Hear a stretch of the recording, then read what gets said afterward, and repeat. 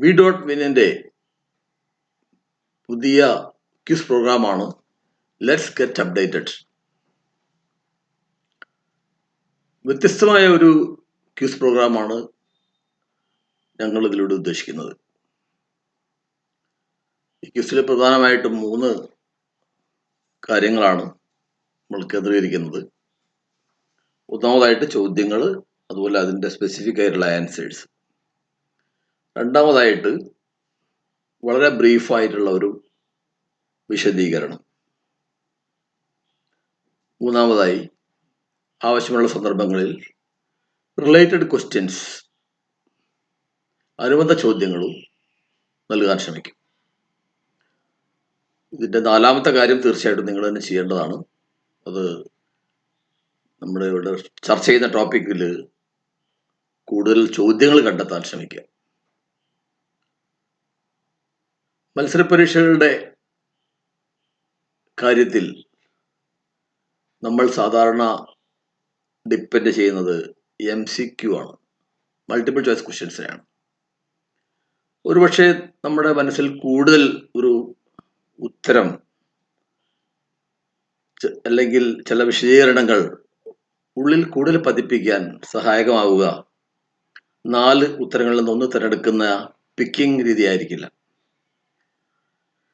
മറിച്ച് pick the answer and stick it in the mind എന്നാണ്. ഈ പറഞ്ഞതിന് ക്യൂസ് പ്രോഗ്രാം, അതിൽ സിംഗിൾ ആൻസർ നമ്മൾ കണ്ടെത്തുക, അതിൻ്റെ വിശദീകരണത്തിലേക്ക് പോവുക, അതിനെപ്പറ്റി കൂടുതൽ അറിയുക എന്നുള്ള ഒന്നായിരിക്കും അതിൽ കൂടുതൽ ഫലപ്രദമാവുക എന്നാണ് അനുഭവങ്ങൾ സാക്ഷ്യപ്പെടുത്തുന്നത്. ഇത്രയും ആമുഖമായിട്ട് പറഞ്ഞുകൊണ്ട് ഞാൻ ഈ ക്വിസിലേക്ക് പ്രവേശിക്കുകയാണ്. അപ്പോൾ ഈ ക്വിസ് പ്രോഗ്രാമിൽ നമ്മൾ ആദ്യം ഈ ചോദ്യം നിങ്ങൾ പ്രസൻറ്റ് ചെയ്യും. അത് ഇംഗ്ലീഷിലാണ് ക്വസ്റ്റ്യൻസ് ചോദിച്ചിട്ടുള്ളത്. ആ ക്വസ്റ്റ്യൻസ് ആവശ്യമായ സന്ദർഭങ്ങളിൽ മലയാളത്തിൽ വിശദീകരിക്കാം. അത് കഴിഞ്ഞ് ചെറിയൊരു 1 മിനിറ്റ് നേരത്തെ, അല്ലെങ്കിൽ എനിക്ക് തോന്നുന്നു 1/2 മിനിറ്റ് മതി എന്നാണ്, ഒരു ചെറിയൊരു ഗ്യാപ്പ് ഉണ്ടാവും. നിങ്ങൾക്ക് തന്നെ സ്വയം ആൻസർ നിങ്ങൾക്ക് അറിയുമോ എന്ന് സ്വയം പരിശോധിക്കുക. തുടർന്ന് അതിൻ്റെ ആൻസർ പറയുകയും നേരത്തെ പറഞ്ഞതുപോലെ ആവശ്യമായിട്ടുള്ള വിശദാംശങ്ങൾ നൽകുകയും ചെയ്യുന്നതാണ്.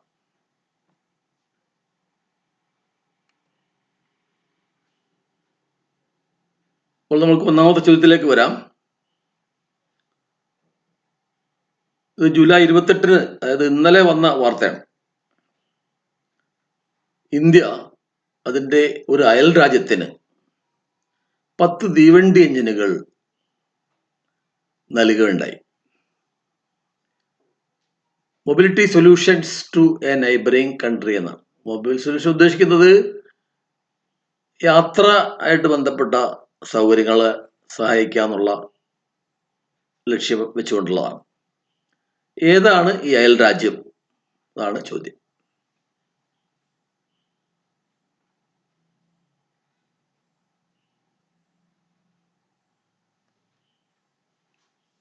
ആൻസർ ബംഗ്ലാദേശ് ആണ്. വളരെ കൂടുതലൊന്നും അതിൽ വിശദീകരിക്കാനില്ല.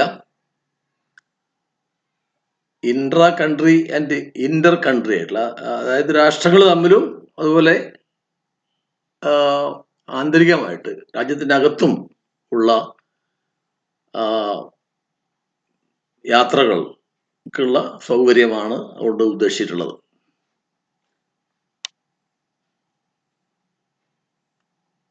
നമുക്ക് 2ാമത്തെ ചോദ്യത്തിലേക്ക് വരാം. Which rule as per the Indian Telegraph Amendment Rules 2007 is proposed by the central government to prevent Indian private telecom players from buying Chinese telecom equipment എന്നാണ് ചോദ്യം മനസ്സിലായല്ലോ അല്ലേ? ഇപ്പോഴത്തെ ഒരു ഇന്ത്യ ചൈന ബന്ധങ്ങൾ എങ്ങനെയാണെന്ന് എല്ലാവർക്കും അറിയാമല്ലോ. അതിർത്തി പ്രശ്നങ്ങളൊക്കെയുമായിട്ട് വല്ലാതെ കലുഷമായ ഒരു അന്തരീക്ഷമാണ് ഇപ്പോൾ ഉള്ളത്. ഈ സമയത്ത് കഴിയുന്നത്ര ചൈനീസ് പ്രൊഡക്റ്റുകൾ, ചൈനീസ് ഉൽപ്പന്നങ്ങൾ ഇന്ത്യൻ മാർക്കറ്റിലേക്ക് വരാതിരിക്കാനും ഉള്ള കടുത്ത നിയന്ത്രണങ്ങൾ ഏർപ്പെടുത്താൻ സർക്കാർ തീരുമാനിച്ചതിൻ്റെ ഭാഗമായിട്ട് ഒരു പുതിയ നിയമം, വളരെ നിയമം പുതിയതല്ല, ആ നിലവിലുള്ള ഒരു നിയമം ഇപ്പോൾ വളരെ പുതിയ നിയന്ത്രണങ്ങളോടുകൂടി നടപ്പിലാക്കാൻ ഗവൺമെന്റ് തീരുമാനിച്ചിട്ടുണ്ട്. ഇന്ത്യൻ ടെലിഗ്രാഫ് അമെൻഡ്മെന്റ് റൂൾസിന്റെ ഭാഗമായിട്ടാണ് ആ റൂള് വരുന്നത്. ആ റൂളിന്റെ പേരെന്താണെന്നുള്ളതാണ് ചോദ്യം.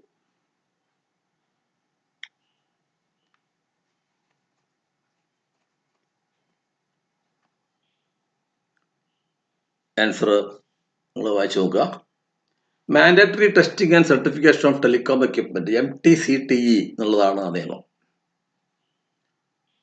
അത് ഇന്ത്യൻ ടെലിഗ്രാഫ് റൂൾസിന്റെ നിയമപ്രകാരം 2017 ഭേദഗതി നിയമപ്രകാരം ഏത് ടെലിഫോൺ എക്യുപ്മെന്റ്സ് നമ്മൾ നാട്ടിൽ ഏതെങ്കിലും ഒരു കമ്പനി ഉപയോഗിക്കുകയാണെങ്കിൽ അത് ടെസ്റ്റിങ്ങും സർട്ടിഫിക്കേഷനും ചെയ്തിരിക്കണം എന്നുള്ളതാണ്. അത് വിൽപ്പനയ്ക്ക് മുമ്പായിട്ട്, അല്ലെങ്കിൽ ഒരു രാജ്യത്തിലേക്ക് ഒരു രാജ്യത്തിൽ നിന്ന് അത് ഇന്ത്യയിലേക്ക് ഇറക്കുമതി ചെയ്തതിന് മുമ്പായിട്ടും ഈ MTCTE എന്നുള്ള ടെസ്റ്റിംഗ് ആൻഡ് സർട്ടിഫിക്കേഷൻ നടത്തണം എന്നുള്ളതാണ് ആ നിയമം. അതിപ്പോൾ കർക്കശമാക്കിയിരിക്കുകയാണ്.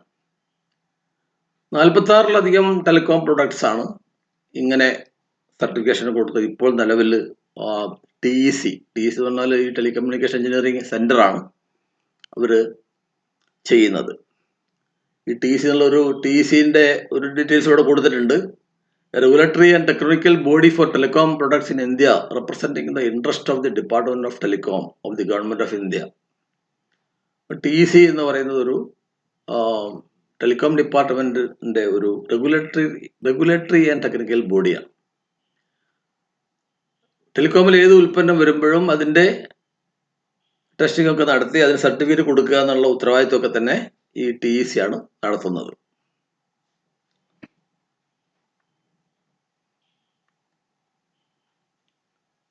നമുക്ക് മൂന്നാമത്തെ ചോദ്യത്തിലേക്ക് വരാം. The Rafale fighter jets en route to India is scheduled to reach Ambala, India on July 29 made a stopover in which nation?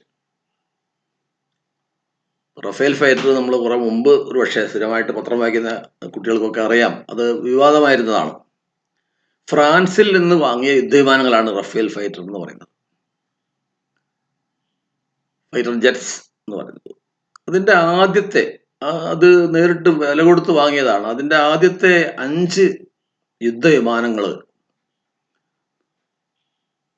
ഇന്ത്യയിലേക്ക് വാസലിൽ നിന്ന് എത്തിക്കഴിഞ്ഞു.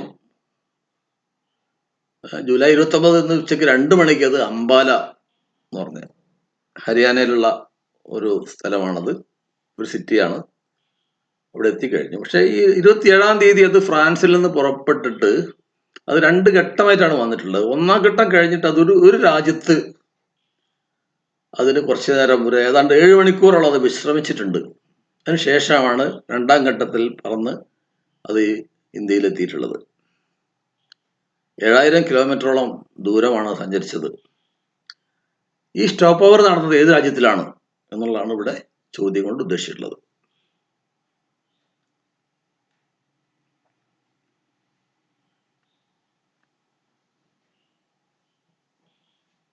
ആൻസർ UAE ആണ്. UAEയിലുള്ള അൽ ദഫ്ര എന്ന് പറഞ്ഞ എയർബേസിലാണ് അത് ഇന്നലെ ഏതാണ്ട് 7 മണിക്കൂറോളം വിശ്രമിച്ചത്. റഫേൽ ഫൈറ്റേഴ്സിന്റെ ഡീറ്റെയിൽസ് ഇവിടെ കൊടുത്തിട്ടുണ്ട്. ഇറ്റ് ലിറ്ററലി മീൻസ്, വാക്കർത്ഥം gust of wind and blast of fire എന്നൊക്കെയാണ്. അത്രയും വളരെ ടെക്നോളജിക്കലായിട്ട് വളരെ അഡ്വാൻസ്ഡ് ആയിട്ടുള്ള ഒരു യുദ്ധവിമാനമാണത്. French twin engine canard delta wing multi role fighter aircraft. അത് ദസോൾട്ട് ആവിയേഷൻ എന്ന കമ്പനിയാണ് അത് പ്രൊഡ്യൂസ് ചെയ്തിട്ടുള്ളത്. Air supremacy, interdiction, aerial reconnaissance, ground support, anti ship strike and nuclear deterrence, ഇങ്ങനെ നിരവധി ലക്ഷ്യങ്ങളുണ്ട്. ഏതാനും ചിലത് മാത്രം അവിടെ ഞാൻ നോട്ട് ചെയ്തിട്ടുള്ളൂ.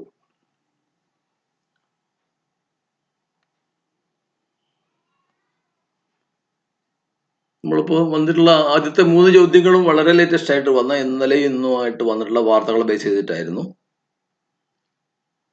ഈ ചോദ്യം കൂടി അതിൽ ഉൾപ്പെടുന്നു. Which state will host the 4th Khelo India youth games?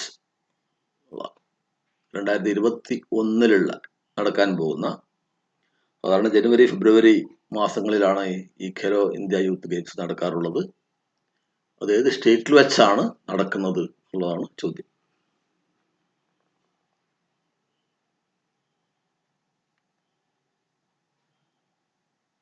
ഹരിയാനയിലാണ്.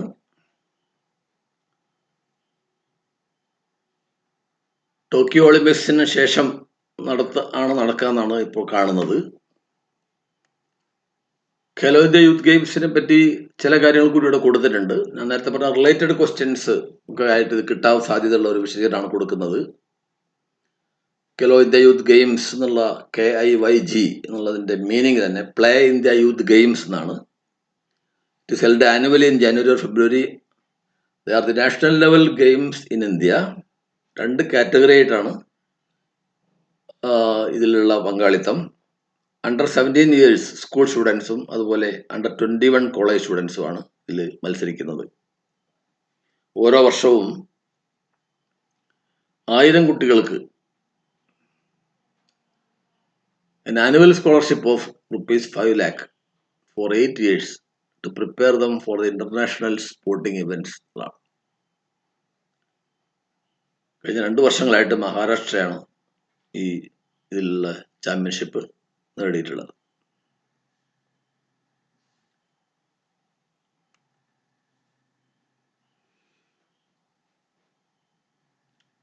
Question number 5. What is the name of the A1 semantic search engine developed by the Indian Institute of Information Technology and Management, Kerala? IIITMK എന്നുള്ളതിന്റെ short. For deeper insights into scientific studies, especially to find an early solution to the COVID-19 crisis. COVID-19 വൈറസിന്റെ വ്യാപനം, അതിനെ പറ്റിയുള്ള ആഴത്തിലുള്ള പഠനങ്ങൾ നടത്താനും വളരെ ഗഹനമായിട്ടുള്ള റിസർച്ചുകൾ conduct ചെയ്യാനും സഹായകരമായിട്ടുള്ള ഒരു സെർച്ച് എഞ്ചിൻ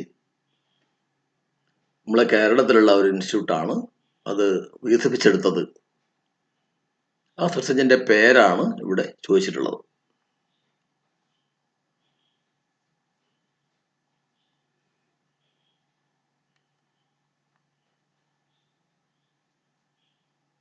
വിലോകന എന്നാണ് അതിന്റെ answer.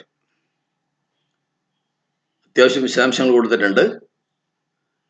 It is developed by a team led by Dr. A.P. James, professor at Center for Artificial General Intelligence and Neuromorphic Systems. നിർമ്മിത ബുദ്ധി എന്നാണ് ആർട്ടിഫിഷ്യൽ ജനറൽ ഇന്റലിജൻസ് ഉദ്ദേശിക്കുന്നത്. ഈ എഞ്ചിനീയറാണ് വർക്ക് ചെയ്യുക എന്നുള്ള അവിടെ പറയുന്നുണ്ട്. Guide the researchers to the proper information in no time. റിസർച്ച് ചെയ്യുന്ന ആൾക്കാർക്ക് ആവശ്യമായ വിവരങ്ങൾ, ഡാറ്റാസ്, അതുപോലെ ഡീപ്പായിട്ടുള്ള വിവരങ്ങൾ കൊടുക്കുക എന്നുള്ളതാണ് ചെയ്തത്. The user can supply keywords based queries. നമ്മൾ ചില കീവേഡ്സ് ഉപയോഗിച്ചുകൊണ്ട് അതിൽ ഉപയോഗിക്കുകയാണെങ്കിൽ ഈ search engine finds relevant text from the scientific papers. അതുപോലെ it can upload any scientific text for analysis which can be used for sentiment analysis and knowledge discovery. ചുരുക്കത്തിൽ അത് വളരെ ശാസ്ത്രീയമായിട്ടുള്ള പഠനങ്ങളാണ്. നമുക്ക് ഒരു സബ്ജക്റ്റ് അനലൈസ് ചെയ്യാനും അതിനൊക്കെ തന്നെ സഹായകരമായിട്ട് നമ്മൾ വിരൽത്തുമ്പിൽ അതിന്റെ ആൻസറുകൾ എത്തുന്ന രീതിയിലുള്ള ഒരു സെർച്ച് എഞ്ചിനാണ് വിലോകന എന്ന് പറയുന്നത്.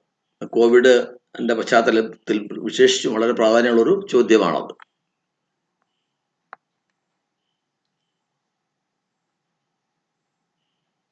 അടുത്ത ചോദ്യവും കോവിഡായിട്ട് ബന്ധപ്പെട്ടതാണ്. Which is the mobile application launched by West Bengal for workers who have migrated to other states? ഇതര സംസ്ഥാന തൊഴിലാളികളുടെ ഒരു പ്രശ്നം നമ്മൾ നേരിട്ട് കണ്ടതാണ് അല്ലെ. ഈ കോവിഡ് വന്ന സമയത്തൊക്കെ നമ്മൾ ധാരാളം TV കണ്ടിട്ടുള്ളതാണ്. ഈ വിശേഷിച്ച് നോർത്ത് ഇന്ത്യയിലൊക്കെ ഇതര തൊഴിലാളികളുടെ അവരുടെ ഒരു പ്രയാസങ്ങളും അവരനുഭവിച്ച ദുരിതങ്ങളൊക്കെ തന്നെ ലോക്ക്ഡൗൺ വന്നു കഴിഞ്ഞപ്പോഴും നാട്ടിലേക്ക് പോകാൻ കഴിയാത്ത പ്രശ്നങ്ങളൊക്കെ. വെസ്റ്റ് ബംഗാൾ ഗവൺമെന്റ് ഈ ഇതര തൊഴിലാളികൾക്ക് വേണ്ടി അവരെ സഹായിക്കാനായിട്ട് ഒരു പാക്കേജ്, അതിനായിട്ടൊരു മൊബൈൽ ആപ്ലിക്കേഷൻ ലോഞ്ച് ചെയ്തു. ആ മൊബൈൽ ആപ്ലിക്കേഷന്റെ പേരെന്താണ് എന്നുള്ളതാണ് ചോദ്യം.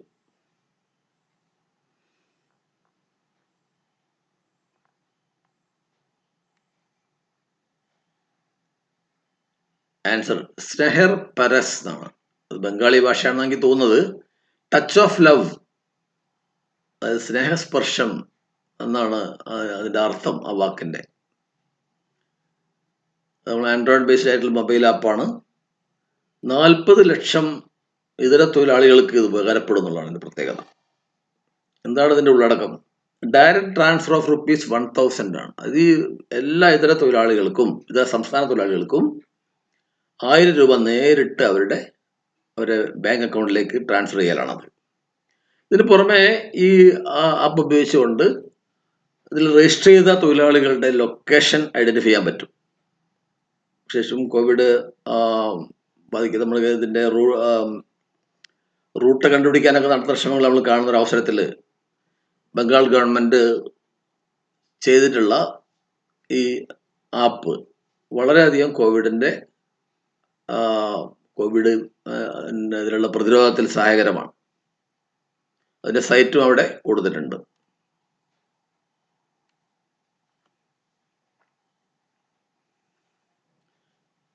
ക്വസ്റ്റ്യൻ നമ്പർ 7 കോവിഡായിട്ട് ബന്ധപ്പെട്ട് തന്നെയാണ് ചോദ്യം.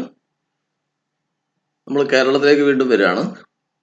Which is a technological initiative developed by government engineering college Thrissur, Kerala, for taking samples of fluids from covid suspected persons.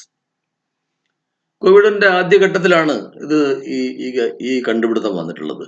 നമ്മുടെ തൃശ്ശൂരുള്ള എഞ്ചിനീയറിംഗ് കോളേജാണ്, അവിടുത്തെ വിദ്യാർത്ഥികളും സ്റ്റാഫുമാണ് ഈ ടെക്നോളജിക്കൽ ഇനിഷ്യേറ്റീവ് ഡെവലപ്പ് ചെയ്തത്, വികസിപ്പിച്ചെടുത്തിട്ടുള്ളത്. നമ്മളുടെ കോവിഡ് സംശയിക്കപ്പെടുന്ന രോഗിയിൽ നിന്ന് ഫ്ലൂയിഡ്സ് എടുക്കാൻ വേണ്ടി ഉണ്ടാക്കിയ ഒരു പ്രത്യേക സംവിധാനമാണത്. അതിന്റെ പേരാണ് അറിയേണ്ടത്.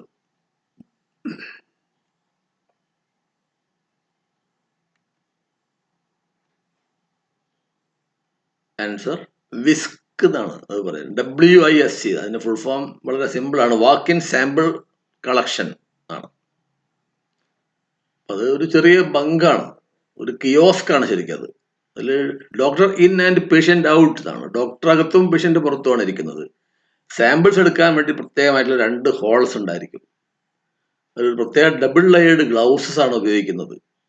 അതുപോലെ ഈ ഓരോ ബങ്കിലും ഈ കിയോസ്കിലും ഓട്ടോമാറ്റിക് ആയിട്ടുള്ള സാനിറ്റൈസിങ് യൂണിറ്റ് ഉണ്ട്. അതുപോലെ തന്നെ എയർ പാസേജിന് വേണ്ടിയിട്ടുള്ള എക്സോസ്റ്ററുകൾ ഫിറ്റ് ചെയ്തിട്ടുണ്ട്. കോവിഡിന്റെ വ്യാപനത്തിന്റെ ആദ്യഘട്ടത്തിൽ കേരളത്തിൽ വന്ന ഒരു ശ്രദ്ധേയമായ കണ്ടുപിടുത്തമാണ്.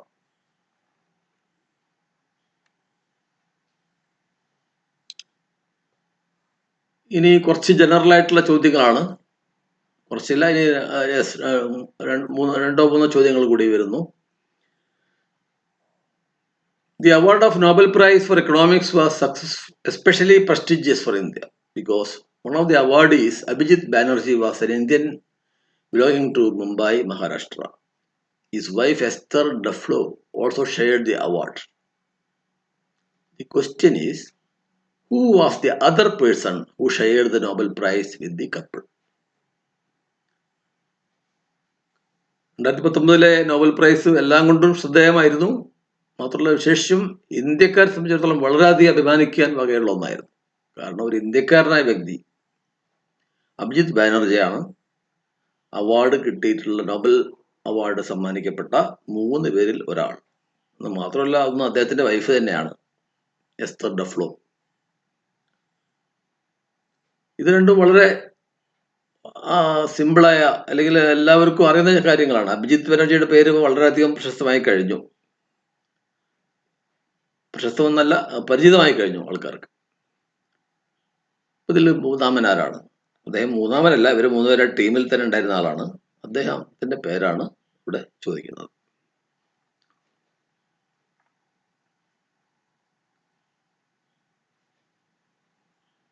മൈക്കൽ ക്രെമർ എന്നാണ്. മൈക്കൽ റോബർട്ട് ക്രെമർ ആണ് അതിൻ്റെ ഫുൾ നെയിം.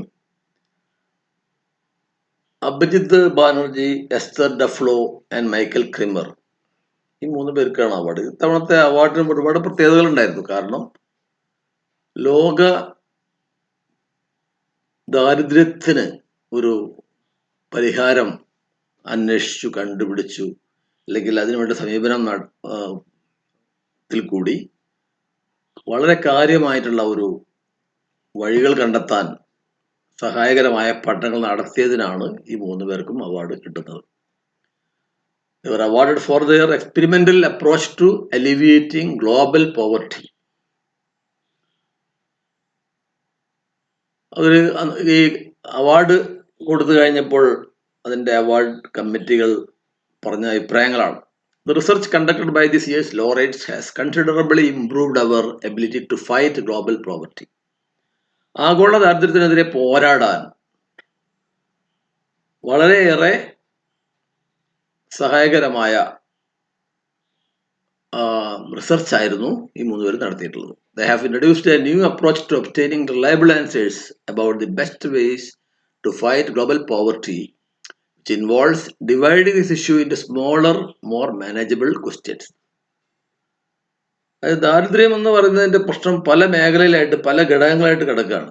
അത് പലതും വളരെ ചെറിയ ചെറിയ പ്രശ്നങ്ങളാണ്. പക്ഷെ ഇത്തരം ചെറിയ പ്രശ്നങ്ങളിലേക്ക് കൂടുതൽ ശ്രദ്ധ കേന്ദ്രീകരിച്ചുകൊണ്ട് വിദ്യാഭ്യാസ രംഗത്ത് ദാരിദ്ര്യം, അതുപോലെ വിദ്യാഭ്യാസ രംഗത്തും ആരോഗ്യ രംഗത്തും പോലെയുള്ള സോഷ്യൽ സ്റ്റാറ്റസ് ഒക്കെയുള്ള രംഗത്തുള്ള പഠനങ്ങൾ നടത്തിക്കൊണ്ടാണ്, അതായത് ദരിദ്രരായ ആൾക്കാരിൽ നേരിട്ട് പോയി പഠനങ്ങൾ നടത്തിക്കൊണ്ടാണ് അവരുടെ റിസർച്ച് പൂർത്തിയാക്കിയത്.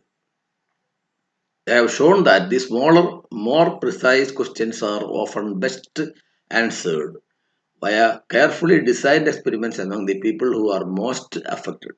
ഏറ്റവും അധികം ദാരിദ്ര്യം അനുഭവിക്കുന്ന ആൾക്കാരിൽ തന്നെ പഠനങ്ങൾ നടത്തി എന്നുള്ളത് കൊണ്ടാണ് ഇവർ അറിയപ്പെട്ടത്. തീർച്ചയായിട്ടും അഭിജിത്ത് ബാനർജി ഒരു ഇന്ത്യക്കാരൻ എന്ന രീതിയിലും മറ്റെല്ലാ രീതിയിലും തന്നെയും വളരെയധികം കമ്മിറ്റഡ് ആയിട്ടുള്ള, പ്രതിബദ്ധത ഉണ്ടായിരുന്ന ശാസ്ത്രജ്ഞന്മാരാണ്, സാമൂഹ്യ ശാസ്ത്രജ്ഞന്മാരാണ്. അതുകൊണ്ട് തന്നെ അതിന് വളരെ പ്രസക്തിയുണ്ട്. കുറച്ച് കാര്യങ്ങൾ കൂടി ഈ നോബൽ പ്രൈസിനെ പറ്റി പറയുന്നുണ്ട് ഇതിൽ. ഒന്നും ഈ അഭിജിത്ത് ബാനർജിയും എസ്തർ ഡഫ്ലോ രണ്ടുപേരും ഈ 3 പേര് തന്നെ അമേരിക്കൻ യൂണിവേഴ്സിറ്റിയിലാണ് ഉള്ളത്. Abhijith Banerjee current the Ford foundation international professor of economics ആണ്, മസാച്യുസെറ്റ്സ് ഇൻസ്റ്റിറ്റ്യൂട്ട് ഓഫ് ടെക്നോളജി ആണ്. അദ്ദേഹത്തിന്റെ വൈഫ് അവിടെ തന്നെ വർക്ക് ചെയ്യുന്നത്. അവർ ഫ്രഞ്ച് അമേരിക്കൻ എക്കണോമിസ്റ്റ് എന്നാണ്, അവർ ശരിക്കും ഫ്രഞ്ചാണ്. Robert Kremer American development economist ആയിട്ട് ഹാർവാർഡ് യൂണിവേഴ്സിറ്റിയിലാണ് വർക്ക് ചെയ്യുന്നത്. ഈ എക്കണോമിക്സിലെ നോബൽ പ്രൈസിന് ചില പ്രത്യേകതകളുണ്ട്. ഒന്ന്, ഈ ആൽഫ്രഡ് നൊബേൽ അദ്ദേഹത്തിന്റെ വില്ലിൽ പറഞ്ഞിട്ടുള്ള ഇതിൽ ഉൾപ്പെട്ടതല്ല സത്യത്തിൽ ഈ എക്കണോമിക്സിൽ നോബൽ പ്രൈസ്. അതാണ് not one of the Nobel prizes which were endowed by Alfred Nobel in his will എന്ന് പറയാൻ കാരണം. പക്ഷേ the nomination process, selection criteria, awards presentation of prize in economic sciences are performed in a manner similar to that of the original Nobel prizes. എന്താണ് സാധാരണഗതിയിൽ Nobel പ്രൈസിൽ ഉപയോഗിക്കുന്ന അതേ methods തന്നെയാണ്, അതേ ക്രൈറ്റീരിയ തന്നെ ഉപയോഗിച്ചിട്ടാണ് ഇത് ചെയ്യുന്നത്. അതിനെ അവർ അംഗീകരിക്കുകയും ചെയ്തു. അതേപോലെ അമർത്യ സെൻ ആണ് is the recipient of the Nobel prize for economics for the year 1998, becoming the first Asian to have been honored with the award. ഇതിൽ കുറേ കാര്യങ്ങൾ അപ്പോൾ ഇതിൽ നോബൽ പ്രൈസായിട്ട് ബന്ധപ്പെട്ട് വന്നിട്ടുണ്ട്. എക്കണോമിക്സിൻ്റെ ചില പ്രത്യേകതകളുണ്ട്, അതുകൊണ്ടാണ് അത് എടുത്ത് ഞാൻ പറയാൻ കാരണം.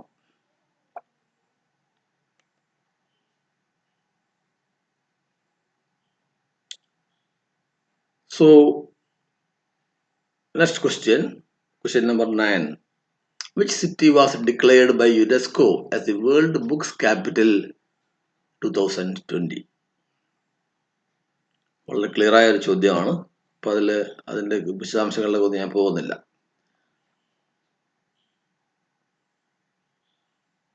നമുക്ക് അതിൻ്റെ ആൻസർ കാണാം. കോലാലംപൂറാണ്, മലേഷ്യയിലെ കോലാലംപൂർ സിറ്റിയിലാണ് 2020 വേൾഡ് ബുക്ക് ഡേ നടന്നത്. ഇത്തവണത്തെ ബുക്ക് ഡേയുടെ തീം എന്തായിരുന്നു എന്നുള്ളതാണ്. Theme of world book day share A million stories എന്നാണ് ഇത്തവണ ഈ ലോക പുസ്തക ദിനത്തിന്റെ പ്രമേയം ആയിരുന്നത്. ഞാനിവിടെ കഴിഞ്ഞ വർഷത്തോടു കൂടി കൊടുത്തിട്ടുണ്ട്. വേൾഡ് ബുക്ക് ക്യാപിറ്റൽ 2019 ഷാർജയിൽ വെച്ചായിരുന്നു അതിന്റെ theme. World book day 2019. The theme of the 24th edition of the World Book Day is reading with a focus on the importance of enhancing and protecting indigenous languages എന്നാണ്. അപ്പോൾ ഞാനത് എടുത്തു കൊടുക്കാൻ ഒരു കാരണമുണ്ട്. ഇൻഡിജിനസ് ലാംഗ്വേജസ് എന്നുള്ള പ്രാധാന്യം കൊടുക്കുന്നുണ്ട്. അത് അതായത് വളരെ യൂറോപ്യൻ ലാംഗ്വേജസ് മാത്രമല്ല, ഓരോ ഏത് രാജ്യത്തിലും നമ്മുടെ മലയാളം അടക്കമുള്ള പ്രാദേശിക ഭാഷകളെയും ഇമ്പ്രൂവ് ചെയ്ത് അതിലുള്ള ലിറ്ററേച്ചറേയും അതിലുള്ള വായനയും ഒക്കെ തന്നെ പ്രൊമോട്ട് ചെയ്യാന്നുള്ള, അത് എൻഹാൻസ് ചെയ്യാന്നുള്ള ലക്ഷ്യം വെച്ചുകൊണ്ടാണ് ഈ വേൾഡ് ബുക്ക് ഡേ 2019 കഴിഞ്ഞ വർഷത്തെ പ്രമേയമാക്കിയത്. So here is our last question. Name the cabinet minister who holds the portfolio of Ministry of Environment, Forest and Climate Change. Cabinet മന്ത്രിയുടെ പേരാണ് ചോദിച്ചത്. ഏത് ചുമതലയുള്ള? എൻവയൺമെന്റ്, പരിസ്ഥിതി, വനം, അതുപോലെ കാലാവസ്ഥാ വ്യതിയാനം എന്നിവ ഡീൽ ചെയ്യുന്ന കേന്ദ്ര ക്യാബിനറ്റ് മന്ത്രി.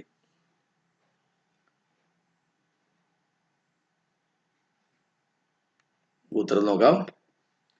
പ്രകാശ് ജാവേദ്കർ. പക്ഷെ അദ്ദേഹം ഈ പറഞ്ഞതിന്റെ മാത്രം മന്ത്രിയല്ല. Is also minister of information and broadcasting and that of heavy industries and public enterprises. ഒരു റിലേറ്റഡ് ക്വസ്റ്റ്യൻ എന്ന രീതിയിൽ നമുക്ക് ഒരു ചോദ്യം വേണമെങ്കിൽ ശ്രീ ബാബുൽ സുപ്രിയോനെ പറ്റി ചോദിക്കാം.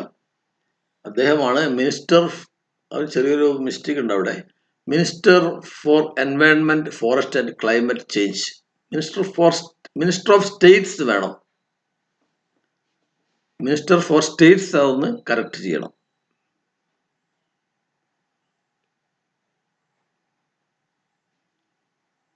ക്യാബിനറ്റ് മന്ത്രിയല്ല, സ്റ്റേറ്റ് മിനിസ്റ്ററാണ് എൻവയൺമെന്റ്, ഫോറസ്റ്റ് ആൻഡ് ക്ലൈമറ്റ് എന്നുള്ളത് ഡീൽ ചെയ്യുന്നത്. ഒരു പരിസ്ഥിതി മേഖലയായിട്ട് ബന്ധപ്പെട്ട ചോദ്യം ഉൾപ്പെടുത്തിക്കൊണ്ടാണ് ആ ചോദ്യം ഇവിടെ വന്നത്. തൽക്കാലം ഇന്നത്തെ നമ്മുടെ ക്വിസ് ഇവിടെ അവസാനിക്കുകയാണ്.